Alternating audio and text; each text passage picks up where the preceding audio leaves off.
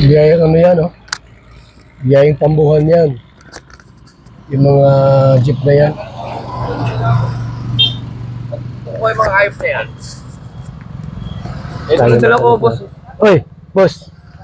Morning, boss. Mga kaibigan. Muli natin nalamin si Tatay Yeah. Miguel. At tumustahin po natin sila. May area ako. Wala pang bunga yung ano, oh. Baka itong mangga hindi ito namumunga. Tang! Maganda yung ano mo, ah. Aba, talaga, mahaba na pala yung, ano mo, lambat. Nagawa ng lambat. Ano to tayo, sa dagat to? Ilalaglag mo ito.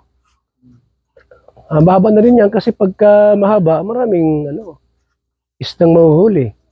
Kasi pagka yung maikli lang, hindi gaano.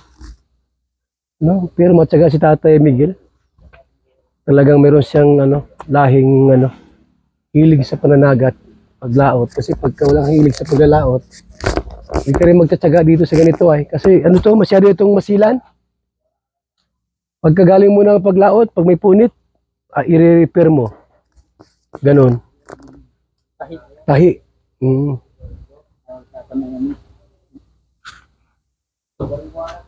Mabuti tayo, marunong ka maganito, no? Kaya lang dapat, may kasama ka sa paglalaot, hindi lang ikaw mag-isa. May kasama po kayo, wala?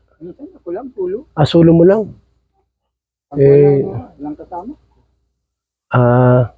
Mabuti.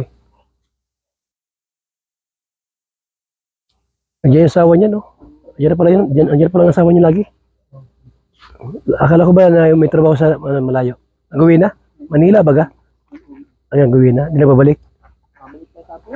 Mabalik din siya. Ngayon ko doon sa bahay mo? Wala man yung magawa. Dalawang walang karpintero. Ay, nagbagyo. Nagbagyo ay, oo. Okay naman na at pinasweldo ko na. Kalay mo lang ba? Ang gawin ko doon kasi, iba ang ma-electrical, iba ang ma-bubong. Ibang grupo naman. Oo, tapos sila naman ay ilipat ko sa Bilyasar.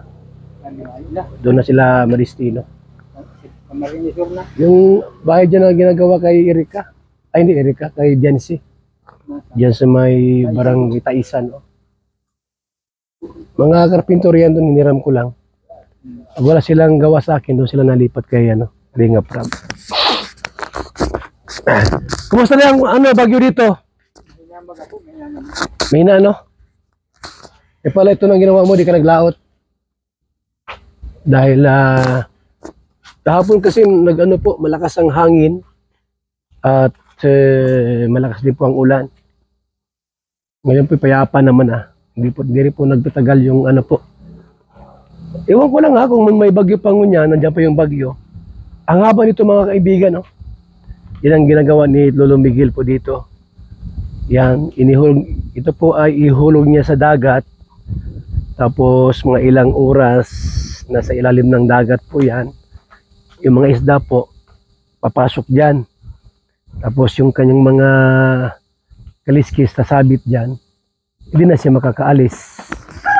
At yun po ang paraan ng mga mangingisda para makahuli po ng isda. Kasi kung bingwit lang, pwede man ang bingwit. Kaya lang, konti lang huli. 1 kilo, 2, 3. Ito po, kahit 10 kilo kaya. Opo, kahit 10 kilo, 20 kaya po. Pero yung bingwit po, madalas 1 kilo lang. 2, ganun. Minsan na 3 pagka sinuswerte. Paghapon naman na yun. Ito po, mga ilaglag mo sa tubig, 2 oras. Pag hatak mong maisda na po yan. Yan trabaho ni Kuya, Tatay Miguel. Mga kalingap. Nag-iswila si Erika Hindi na po. Oo, nagmumotor-motor baga. Hindi na punta rito? Hindi pa? Ay, baka sa Pasko, Mabigyan ka ng regalo. Tay! Ito muna kami. At may mga lakad pang iba. So yan po mga kalingap. Muli natin dinalaw dito si Tatay Miguel. At napakasipag po ng matanda. Gumagawa po ng lambat. Lambat ng buhay. Salamat po sa ating lahat. Mabuhay and God bless po.